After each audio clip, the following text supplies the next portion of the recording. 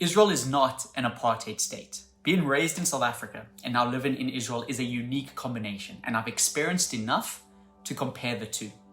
Growing up, there was a belief that I lived in the Rainbow Nation. But as I got older, I always questioned things that did not make sense. If it's a Rainbow Nation, why were 90% of the students in my class white? Why do the majority of non-white South Africans still receive inferior education?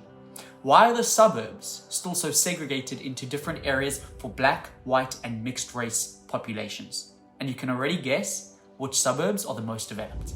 The answer to each question: South Africa's apartheid policy unjustly institutionalized separate development, and 3 decades since change of policy, it still remains one of the most unequal countries in the world. Now, after realizing this, I was unsure of my responsibility as a white South African. However, being passive will never change anything. So in 2020, I co-founded a feeding scheme working in the most impoverished communities in South Africa. Not only did I gain an even better understanding of the deeply rooted problems, I was able to contribute as well.